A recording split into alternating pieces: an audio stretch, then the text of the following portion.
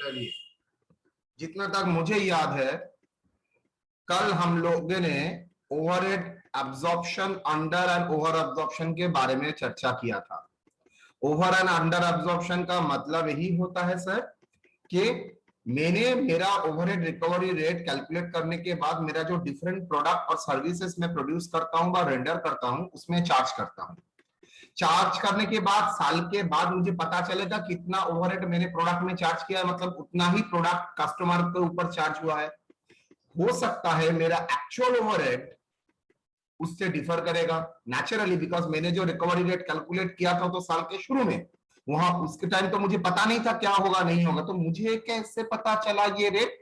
Last year का estimate, last year का figure, current year का कुछ एस्टिमेट, मतलब पूरा ही मेरा अप्रोक्सीमेशन था, एस्टिमेशन था। तो एस्टिमेशन बनता ही है गलत होने के लिए, मतलब मेरा ओवरहेड जो मैंने एस्टिमेट किया और एक्चुअल में वो क्या हो सकता है, डिफर हो सकता है। बहुत सारे कारण के लिए डिफर हो सकता है। एक, मैंने जो प्रोडक्शन सोचा था एक्चुअल प्रोडक्शन उतना हुआ नहीं। दो, मैंने जो ओवरहेड रिकवरी के लिए बेस समझा था उसका जो कैपेसिटी पहले इस्तेमाल हुआ था अब उसके उतना कैपेसिटी इस्तेमाल हुआ नहीं। तीन, मैंने जो एक्सपेंडिचर का रेट सोचा था, एक्सपेंडिचर का अमाउंट सोचा था, करंट ईयर में एक्सपेंडिचर नहीं हुआ। तो इसमें अच्छी तरह से ध्यान से देखो, एक्सपेंडिचर अगर डिफरेंट होता है, बहुत ध्यान से सुनो, एक्सपेंडिचर अगर डिफरेंट होता है इसमें मैं मान सकता हूं दो कारण हो सकता है, एक मेरा इनएफिशिएंसी और दूसरा हो सकता है मार्केट में प्राइस चेंज। दूसरा, प्रोडक्शन कम और ज्यादा होने के लिए मार्केट से ज्यादा इंपॉर्टेंट है मेरा इनकैपेबिलिटी, मतलब मैंने ऐसा प्रोडक्शन प्लान किया ही नहीं। लास्ट ईयर में मेरा प्रोडक्शन एंड सेल था 10,000 यूनिट, इस बार 9,000 हुआ, मतलब मेरा प्लान में कोई कमी था। तो आपको आइडेंटिफाई करना पड़ेगा कौन सा आपके कारण के लिए हुआ है और कौन सा मार्केट के कारण के लिए हुआ है। प्रैक्टिकली आपको करना नहीं पड़ता है, बिकॉज वहां पर बोल देता है कितना मार्केट के लिए और कितना प्लानिंग के लिए। अगर नहीं बोलता है तो हम लोग मानेंगे सब कुछ मुझे पता नहीं है, नहीं रहता है कितना प्लानिंग के लिए प्रॉब्लम हुआ है, ओवर एब्जॉर्प्शन अंडर एब्जॉर्प्शन, और कितना मार्केट का कारण के लिए अंडर एब्जॉर्प्शन ओवर एब्जॉर्प्शन होगा। तो ये अंडर एब्जॉर्प्शन और ओवर एब्जॉर्प्शन कैसे कैलकुलेट करते हैं? एक्चुअल से ओवर एब्जॉर्ब का कंपेयर करने से ही होता है। अब उसका ट्रीटमेंट क्या होगा? मैंने तीन प्रकार का ट्रीटमेंट आपके सामने रखा था। पहला, वन, कॉस्टिंग पीएल में चार्ज कीजिए, मतलब मान के चलते हैं पूरा ही प्लानिंग का डिफेक्ट था जिसके कारण के लिए कस्टमर को हम लोग नहीं बोल सकते आप बियर करें। नंबर टू, आप इस पीरियड का खर्चा नेक्स्ट पीरियड में लेके जाइए, हो सकता है आपका कुछ खर्चा इस पीरियड में नहीं होता है, नेक्स्ट पीरियड में होता है, तो नेक्स्ट पीरियड में लेके जाइए, ओवरहेड सस्पेंस बोल के। और थर्ड, जो वेरी वाइटल आपका एग्जामिनेशन के पॉइंट ऑफ व्यू से है, दैट इज सप्लीमेंट्री रेट। मैंने क्या किया, मैं क्या करूंगा, जो एक्सपेंडिचर मैंने ऐड किया था वो कम हो गया था, अब क्या करूंगा, उस एक्सपेंडिचर को मैं ज्यादा चार्ज करूंगा मेरा क्लोजिंग स्टॉक में, मेरा कॉस्ट ऑफ गुड्स सोल्ड में, मेरा वर्क इन प्रोग्रेस में, एंड डू अकॉर्डिंगली। तो हम लोगों ने इसके बेसिस में कल कुछ एक प्रॉब्लम भी कराया था, लास्ट प्रॉब्लम। आज का पूरा class he over and under absorption के ऊपर होगा। यहां तक कोई सवाल है तो आप लोग कीजिए, कोई डाउट है यहां तक? यहां तक कोई डाउट है आपका?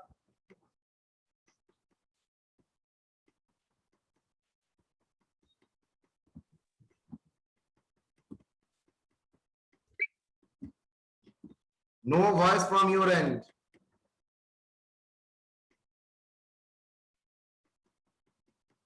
Am I audible or not? Audible sir. तो रिस्पॉन्स। सर मेरा डाउट नहीं है सर, बाकी का होगा तो सर मैं कैसे बोल दूं सर। सॉल्यूशन, क्वेश्चन नंबर 1 देखिए। Your company uses a historical cost system and applies a overhead on the basis of predetermined rates. The following are the figure of the trial balance as at 30th September 2019, 2020. Manufacturing overhead हुआ है 4,26,544। Debit मतलब मेरा अगर वो expenses का account है तो जितना खर्चा किया है वो मैंने डेबिट किया है 2,26,544। मैन्युफैक्चरिंग ओवरहेड क्रेडिट का मतलब है इतना मेरा अकाउंट में एब्जॉर्ब हुआ है, एब्जॉर्ब मतलब मेरा प्रोडक्ट का क्रेडिट साइड अप्लाइड हुआ है, तो एक्सपेंसेस का अकाउंट का डेबिट साइड होता है कितना खर्चा हुआ है, और क्रेडिट साइड होता है कितना एप्लीकेशन हुआ है। तो ओवरहेड का डेबिट का मतलब है इतना एक्चुअली क्या incurred,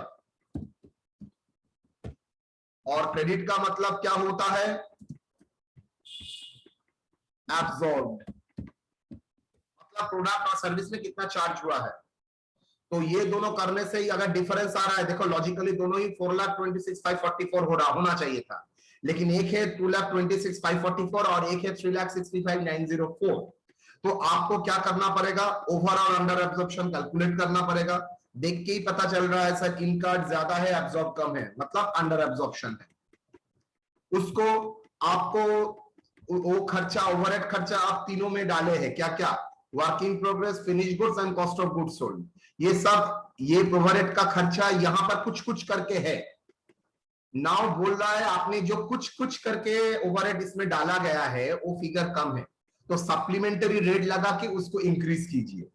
give the two method of disposal of under absorption and show the profit implication of the each method.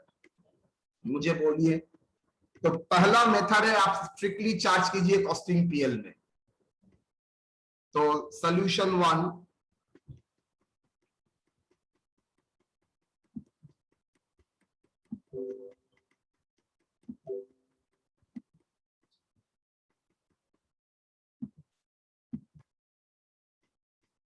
Manufacturing overhead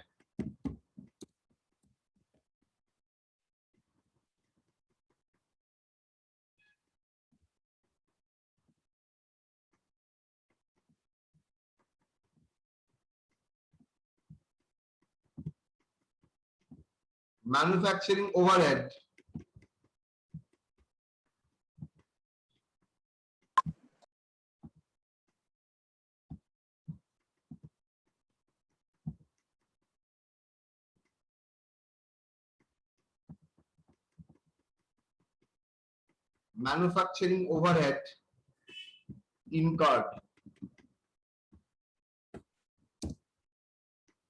4,26,544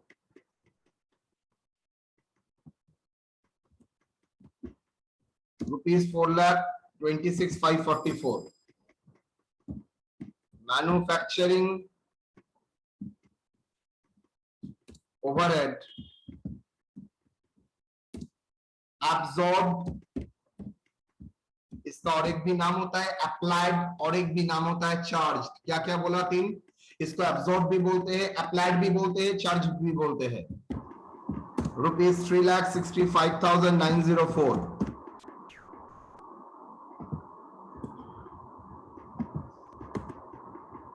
overhead under absorption, now over absorption, under absorption Under absorption. under absorption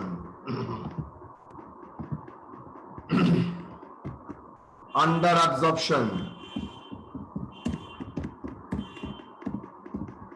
कितना कम खाया है 60,640 rupees 60,640। तो treatment क्या होगा, treatment alternative 1,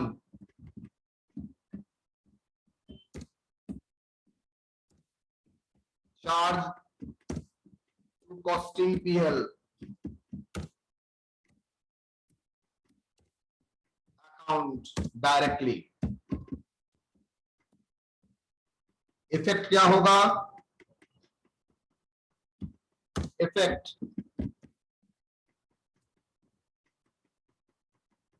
क्या होगा,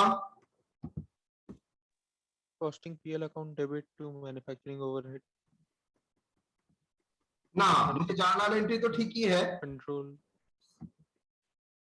मतलब journal अगर मैं पूछता हूं क्या होगा, sir costing PL account debit account debit 60,640 to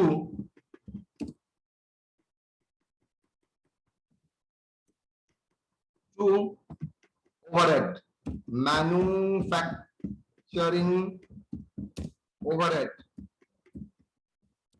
account, control account, 60,640. Clear? Effect क्या होगा? कॉस्टिंग प्रॉफिट, कॉस्टिंग में प्रॉफिट में डेबिट होना क्या मतलब है? Costing profit will be decreased by rupees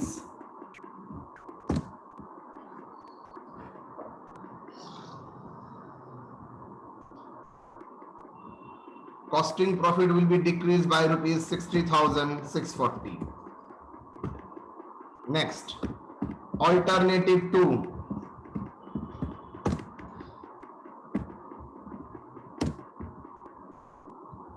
Charge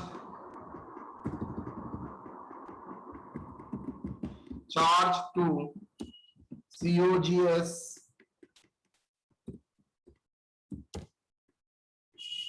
closing stock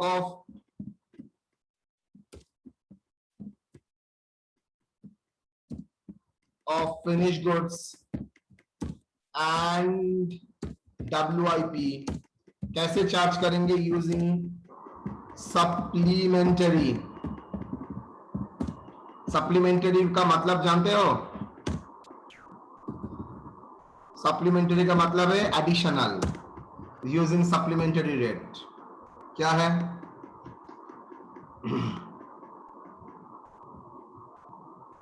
अच्छा, सप्लीमेंटरी रेट कितना होगा?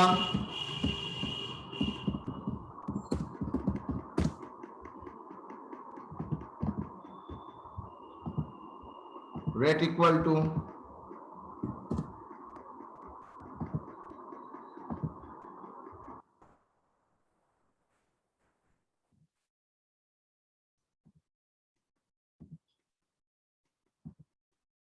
overhead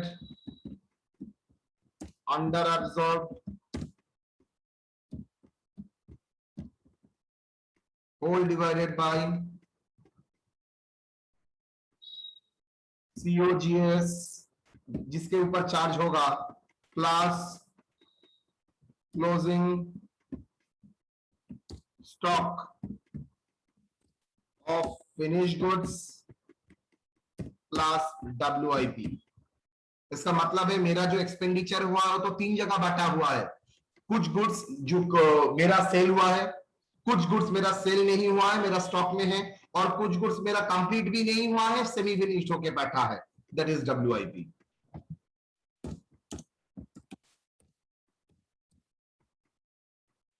क्या होगा? ओवरहेड एब्जॉर्प्शन कितना? Under absorbed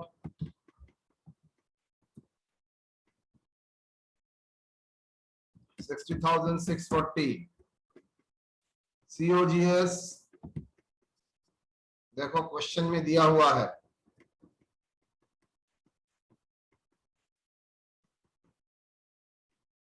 cost of goods sold 8,40,588, 8,40,588 plus 2,30,732, 2,30,732 plus WIP 1,41,480, 1,41,480। कोई बोल सकता है फिगर परसेंटेज में? 5% सर।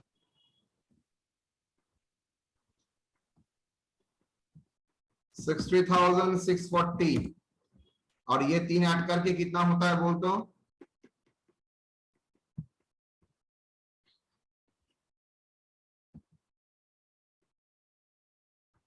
सब सो रहा है।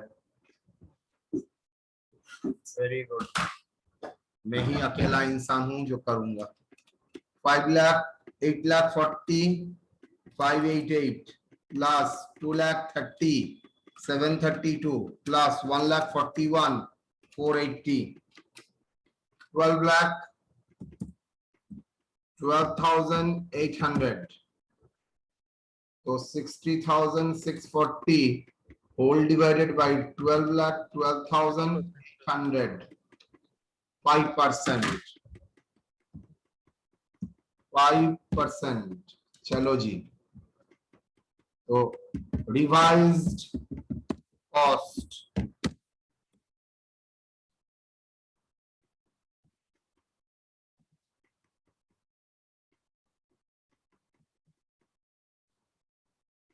Items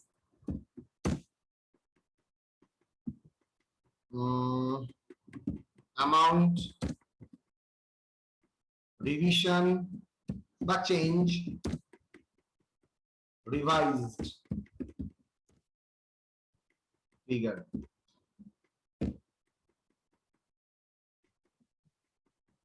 effect in profit.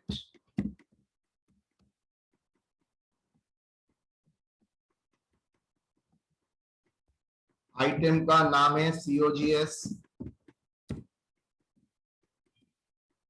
Item का नाम है closing stock of finish good,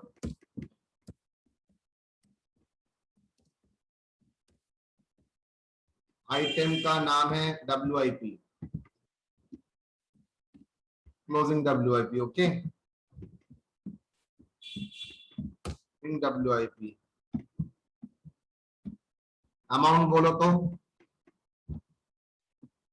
8,40,588, 2,30,732, 1,41,480. Revision at the rate of 5%, वो आपने ही कैलकुलेट करके रखा था, तो करो रिविजन. 8,40,588 इंटू 5% कितना आता है? 42,029. रिवाइज फिगर होगा 8,82,617. Next, 2,30,732 into 5%, 11,537. Revised figure 2,42,269. WIP 141,480, 5%, 7074. 148,554. Total था, अच्छा रिवाइज था 60,640. बोलो तो what is the impact of profit? ये आप लोगों को बोलना पड़ेगा. मैं देखता हूं क्या सेंस आया है आप लोगों में. इंटरव्यू में एकदम कॉमन क्वेश्चन है ये. मैंने आपको रिवाइज करके दिया है, बोलो इफेक्ट में क्या आएगा? इफेक्ट में क्या आएगा? प्रॉफिट बढ़ेगा सर, सॉरी, प्रॉफिट इंक्रीज होगा. COGS इंक्रीज क्या है? 8,40,000 से 8,82,617, दैट इज 42,029 इंक्रीज किया है. प्रॉफिट में क्या इंपैक्ट आएगा? बुद्धि लगाओ. तो सेल्स बढ़ा तो सर प्रॉफिट भी बढ़ेगा ना. सेल्स कहां बढ़ रहा है? मैंने कॉस्ट ऑफ गुड्स सोल्ड में बोला है, सेल्स वो नहीं बोला है. सेल्स करने के लिए जो कॉस्ट होता है दैट इसका नाम होता है cost of goods sold. Cost of goods sold बढ़ गया है तो इफेक्ट क्या होगा प्रॉफिट में? प्रॉफिट कम होगा सर. सॉरी, प्रॉफिट कम होगा sir. Effect in profit, profit decreased by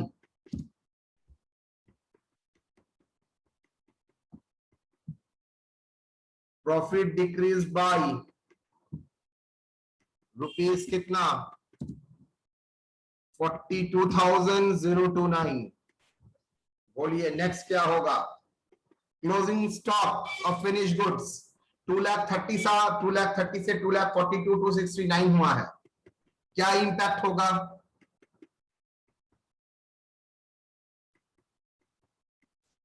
closing sir stock profit बढ़ेगा। प्रॉफिट बढ़ेगा, बिकॉज क्लोजिंग स्टॉक बढ़ने से मेरा कॉस्ट ऑफ गुड्स सोल्ड कम हो जाता है, प्रॉफिट बढ़ेगा। Very good. तो प्रॉफिट और क्लोजिंग स्टॉक आप क्रेडिट साइड में लिखते हैं, जितना क्लोजिंग स्टॉक का वैल्यूएशन बढ़ेगा उतना ही प्रॉफिट बढ़ता जाएगा। प्रॉफिट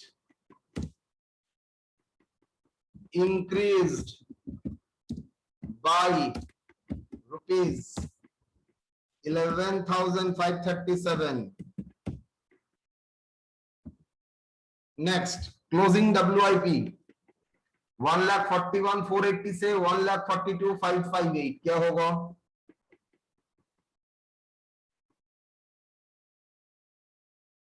बोलो।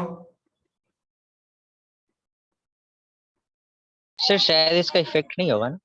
क्यों नहीं इफेक्ट होगा? ये भी तो क्लोजिंग स्टॉक है। क्लोजिंग बट स्टॉक ये हो सकता है तो क्लोजिंग स्टॉक आपका WIP भी हो सकता है, तो भी तो बट आपका। सर ये तो वर्क इन प्रोग्रेस है ना, ट्रेडिंग में नहीं है ना। कौन बोलता है ट्रेडिंग में नहीं आएगा? और by the way, trading account में बहुत अच्छा कॉन्सेप्शन है। ट्रेडिंग अकाउंट में कभी भी ये सब आता ही नहीं है। अगर मैन्युफैक्चरिंग अकाउंट ओपन करते हैं तब ये सब आएगा। ट्रेडिंग अकाउंट में अगर आपका ट्रेडिंग बिजनेस है तब आता है। ये कॉन्सेप्शन क्लियर कर लो। ट्रेडिंग आपका बिजनेस है तो ट्रेडिंग अकाउंट ओपन होगा। अगर आपका बिजनेस मैन्युफैक्चरिंग है तो मैन्युफैक्चरिंग अकाउंट ओपन होगा। वहां पर तो ओपनिंग स्टॉक में भी आता है, क्लोजिंग स्टॉक में भी सब स्टॉक आता है। गुड सवाल प्रॉफिट था। इंक्रीज होगा। तो प्रॉफिट बढ़ेगा ना घटेगा? बढ़ से प्रॉफिट। नेचुरली क्लोजिंग स्टॉक बढ़ेगा तो प्रॉफिट भी इंक्रीज होगा। So profit increase. ऑलवेज याद रखना, आप लोग जो FA1 में ट्रेडिंग अकाउंट करते थे, मैं बार बार उस टाइम बोला था, एक्चुअली क्लास के बीच बीच में ज्वाइन करते हो तो यही इसलिए प्रॉब्लम होता है। ओनली फॉर ट्रेडिंग कंसर्न, जो लोग गुड्स परचेज एंड सेल करते हैं वो लोगों के लिए ट्रेडिंग। लेकिन जो लोग फूड मैन्युफैक्चर करते हैं, खुद को सेल करते हैं, वो लोगों के लिए manufacturing account.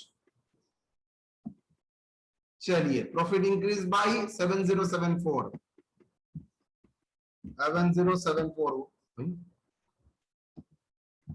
7074।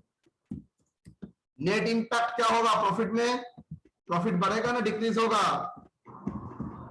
Profit decreased, bracket में नेट कितना? Sir 42,029 increase minus 11,537 minus 7074, figure comes to 23,418। Clear? 23,418। So what is the impact in PL? मैंने दोनों ही ऑल्टरनेटिव में आपको दिखा दिया, alternative 1 and that is alternative 2। Agree? अगर जर्नल एंट्री सर तो थोड़ा जर्नल एंट्री दिखाएंगे तभी पर। जर्नल एंट्री क्या होगा? सर मेरा cost of goods sold, cost of sales debit हो जाएगा 42,029। फिनिश गुड्स डेबिट हो जाएगा, फिनिश गुड्स डेबिट होगा। कितना फिनिश गुड्स डेबिट होता है?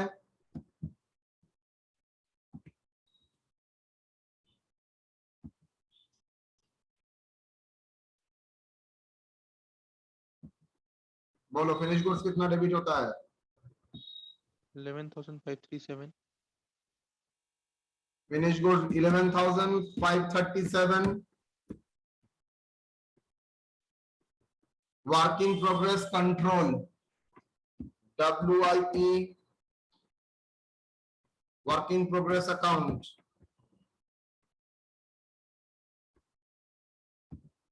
अकाउंट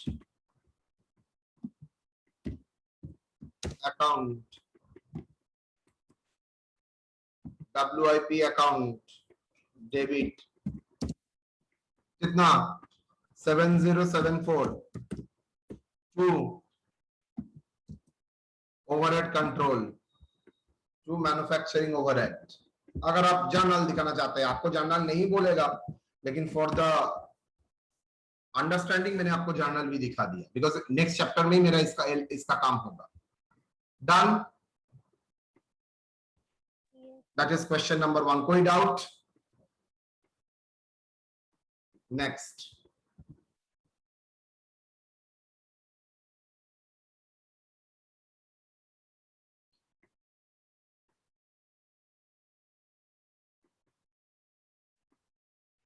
सर अगर ट्रांसफर टू नेक्स्ट ईयर करते हैं सस्पेंस अकाउंट बना के, तो प्रॉफिट में तो कोई इफेक्ट नहीं होता ना सॉरी, सर? अगर सेकंड वाला ऑल्टरनेटिव अगर करते हैं सर, तो सेकंड वाला अल्टरनेटिव में वेरी गुड, कोई प्रॉफिट का इंपैक्ट नहीं आएगा।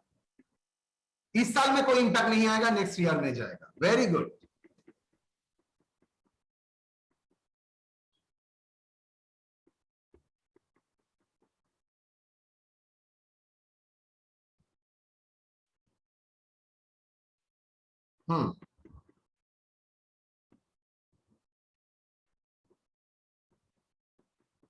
चलो,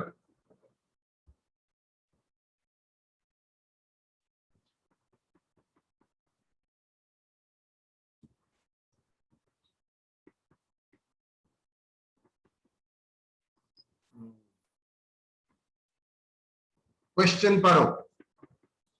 question 2, ABC Limited manufacture a single product and absorb the production overhead at a predetermined rate of ₹4 के पर मशीन आवर। बोल ही दिया है, एक सिंगल प्रोडक्ट बनाता है और उसमें pre determined machine hour rate ₹10 करके चार्ज करता है। At the end of the financial year 2021, it has been found that actual production overhead incurred ₹6 lakh. Okay, it includes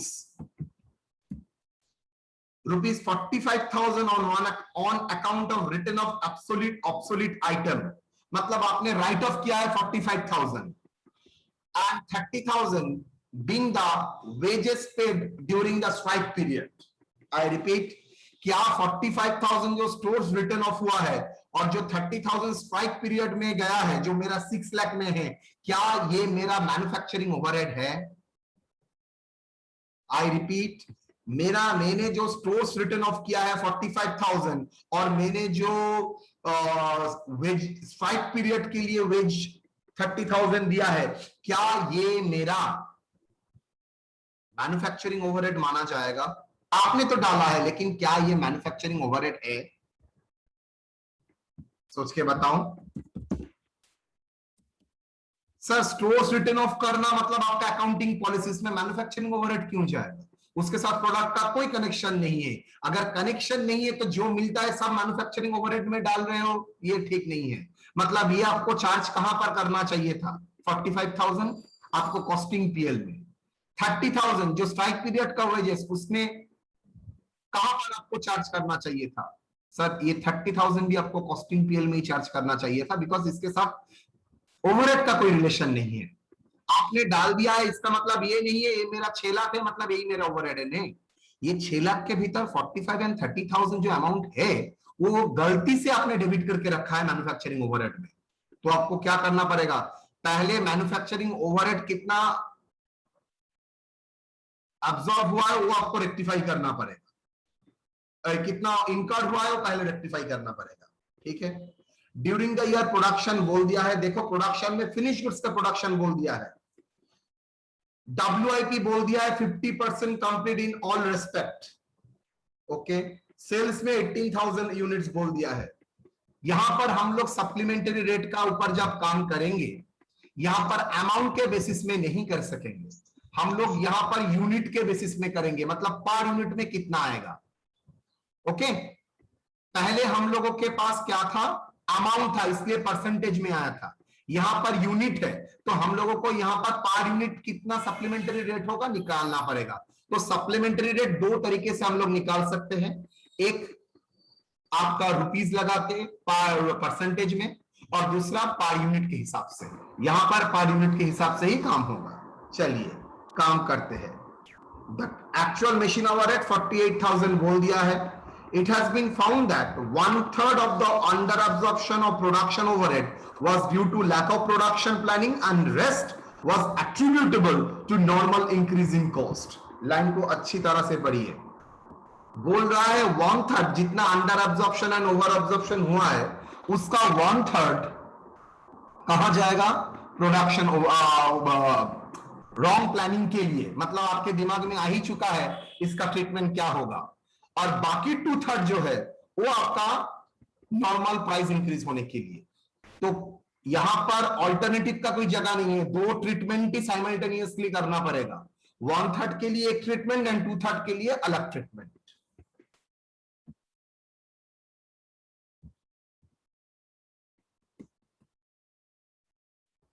चलिए करते हैं ध्यान से सॉल्यूशन।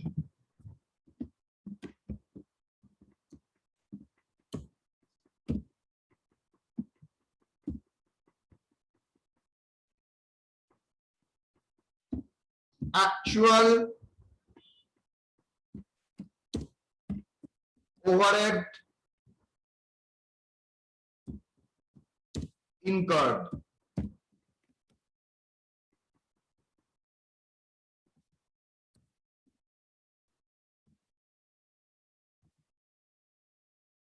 इसको बोलते हैं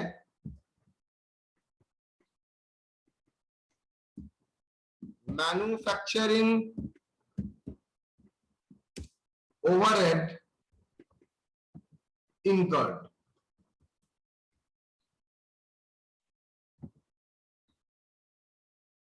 but debited 6 lakh less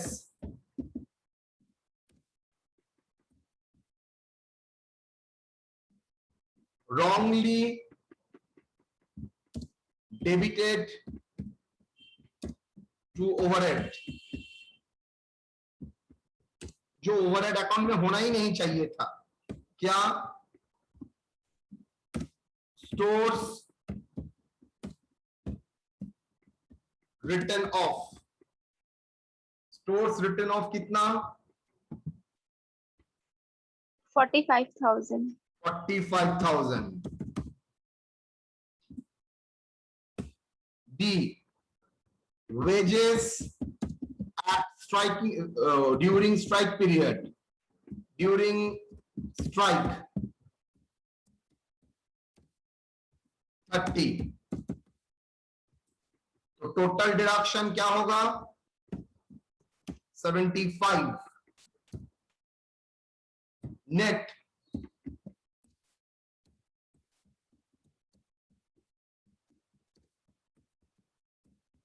net manufacturing overhead how much? 5,25,000. 5,25,000. 5,25,000।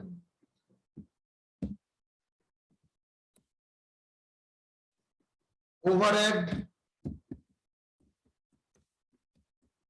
absorbed कितना? overhead absorbed कितना? 48,000 hours into 10. 1,000 hours into Rupees 10 per hour. into rupees 10। yes or no beta? Yes, sir. 4,80,000। so 5,25,000 4,80,000 overhead under ना over under absorbed overhead under absorbed कितना बेटा? 45,000। 45,000. Very good. तो what is the treatment? लेकिन sir यहां पर तो कुछ बोला है। यस मैं जानता हूं बोला है। क्या? So 1/3 costing. Under absorption absorption due to wrong planning, how much? 1/3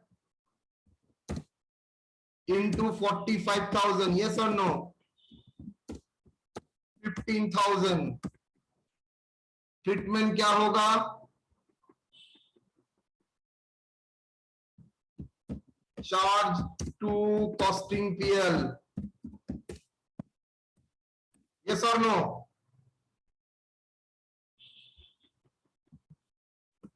That is treatment.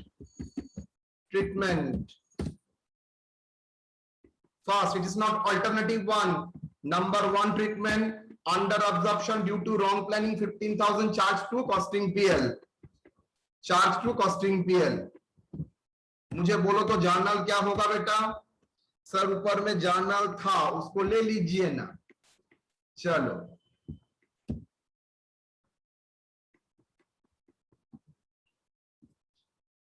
costing PL account debit, that is 15,000.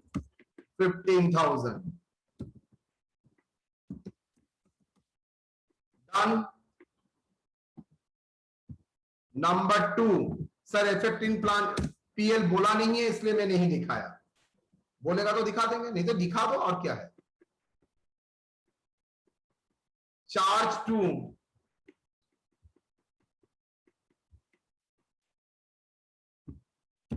चलिए आ जाइए.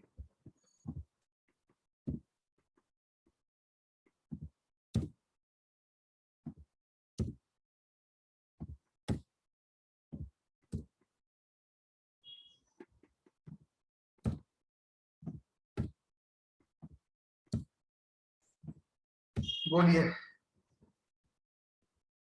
ओवरहेड अंडर अब्सॉर्ब, यहां पर सप्लीमेंट्री रेट जो निकलेगा not in percentage term, because यहां पर तो अमाउंट दिया ही नहीं, तो यहां पर क्या होगा? पर यूनिट के बेसिस में आएगा. तो COGS, closing stock, finish good, सबको ही सब कुछ को यूनिट के बेसिस में लेना पड़ेगा. लेकिन कितना? चार्ज टू, अच्छा इससे पहले लिखना पड़ेगा under absorption due to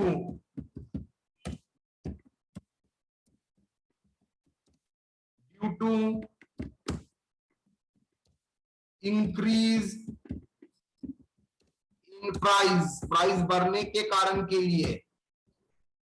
effect क्या होगा? Charge to cost of goods sold, finish goods and WIP using supplementary rate per unit, because यहां पर अमाउंट नहीं दिया है. तो ओवरहेड ये फिगर सब कुछ भी आएगा ब्रैकेट में यूनिट्स में. तो मुझे बोलो क्या होगा? वेरी इंटरेस्टिंग आएगा ये, और आप एक न्यू कॉन्सेप्ट सीखेंगे भी. आपका ओवरहेड कितना होता है? 45,000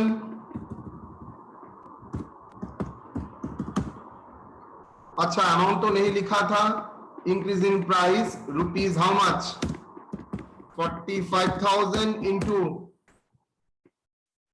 2/3, that is equal to rupees 30,000. Okay, तो ये फिगर होगा 30,000. नीचे तो अमाउंट नहीं है, मुझे यूनिट में करना पड़ेगा. आपका कितना सेल हुआ है बोलो तो? सर सेल हुआ है 18,000 यूनिट, मतलब कॉस्ट ऑफ गुड्स सोल्ड मेरा 18,000 यूनिट्स.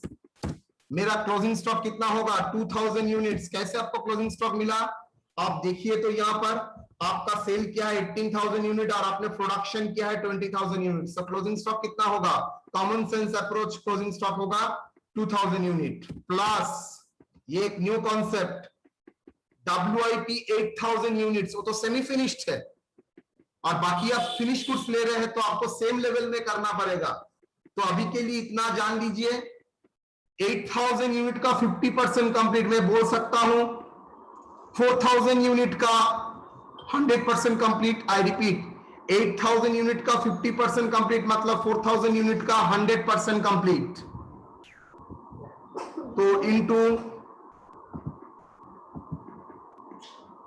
50% ऑफ ভাই শিয়ালদা খালপাট দিয়ে কোনটা এদিকে নাকি 50,000 খালপাট শিয়ালদা ঢোকা যাবে শিয়ালদা স্টেশন যাবে হ্যাঁ এদিকে ঢোকা যাবে যে বলতে পারবে না এটা ইনাকে জিজ্ঞাসা করো বলে দিই আগে बोलो कितना आएगा? माइक बंद रखो। 30,000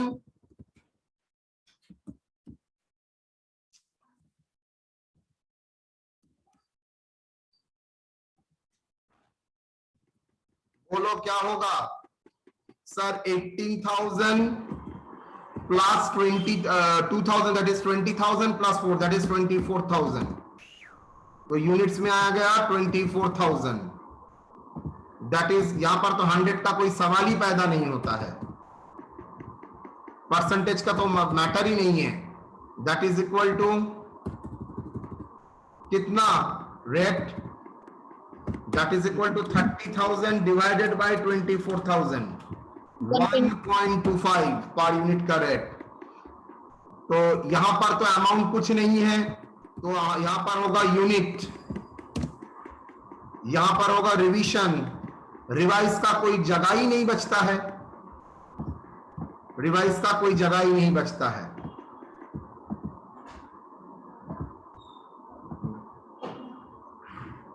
एक सेकेंड,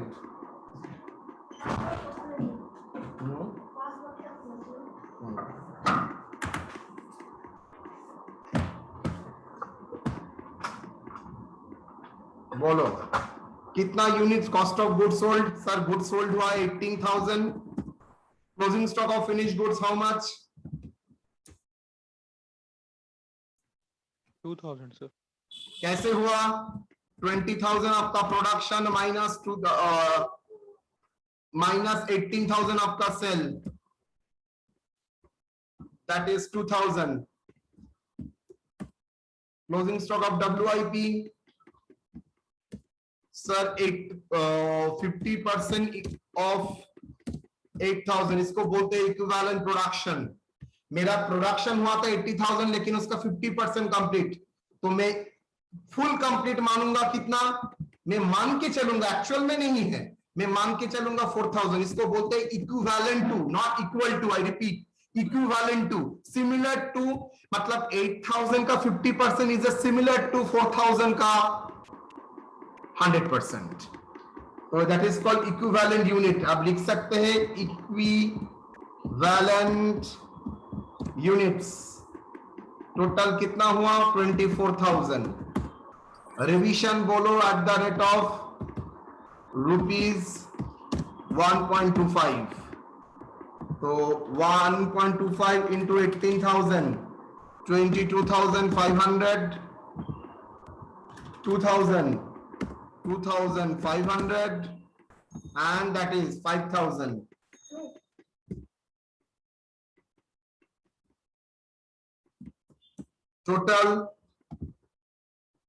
टोटल करके देखो 30,000 होगा। तो इफेक्ट प्रॉफिट इंक्रीज होगा बाय ₹18,000, प्रॉफिट डिक्रीज होगा, प्रॉफिट इंक्रीज होगा 2,500, प्रॉफिट इंक्रीज होगा 5,000। Total net impact not 18,000, that is 22,500. Net impact 22,500 minus 2,500 minus 5,000, 15,000. Journal entry cost of goods sale बढ़ेगा कितना? Cost of goods sold 22,500 will increase. Finished goods closing stock increased by 2,500. WIP increased by 5,000. Total overhead how much? 30,000। 45। Sorry 30,000। हाँ sir, tally तो नहीं किया, tally तो नहीं किया sir. Costing PL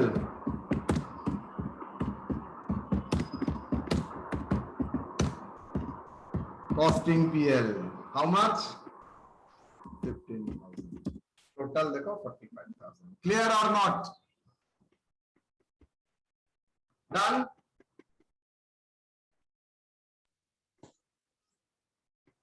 तो मैंने ओवरहेड का अंडर एब्जॉर्प्शन ओवर एब्जॉर्प्शन आपको करा दिया है मैंने ये क्वेश्चन नंबर 3 आपके होमवर्क के लिए रखूंगा 3 रखूंगा 3 और 4 आप घर में प्रैक्टिस करेंगे मेरा ओवरहेड मेरे साइड से कराना यहां पर खत्म होता है बहुत सारे प्रॉब्लम हम लोगों ने किए हैं अब एक चीज मैं आप लोगों को बोलूंगा कल हम लोग एक न्यू एरिया स्टार्ट करेंगे एक स्टूडेंट भी लेट से ज्वाइन मत करना बिकॉज फर्स्ट फेज चला गया तो आपको समझ में बहुत दिक्कत होगा कल आप पूरा प्रोसेस का अकाउंटिंग देखेंगे तो कल का क्लास वेरी वाइटल है सब क्लास जैसे वाइटल होता है लेकिन कल स्टार्टिंग क्लास है स्टार्टिंग क्लास में आप टाइम गवा देंगे तो फर्स्ट फेज चला जाएगा इसका मतलब है आपके दिमाग से वो टॉपिक कुछ आएगा नहीं सो बी केयरफुल एकदम 9 बजे शार्प में 9:05 को शुरू करता हूं आप लोग जानते हैं पूरा 9:05 में आई विल स्टार्ट ओके तो एकदम कल पूरा प्रिपेयर होके आना टाइम में सो जाना एंड जो जो करना है वो करना सर ये वाले सम का सर ओवर एब्जॉर्प्शन नहीं दिखेंगे सर हाँ सर ओवर एब्जॉर्प्शन वाला सर ओवर एब्जॉर्प्शन मेरा नॉर्मली अंडर एब्जॉर्प्शन आया है तो ओवर होगा उल्टा होगा जर्नल भी उल्टा होगा ओके सर उसमें तो अलग कुछ नहीं होता है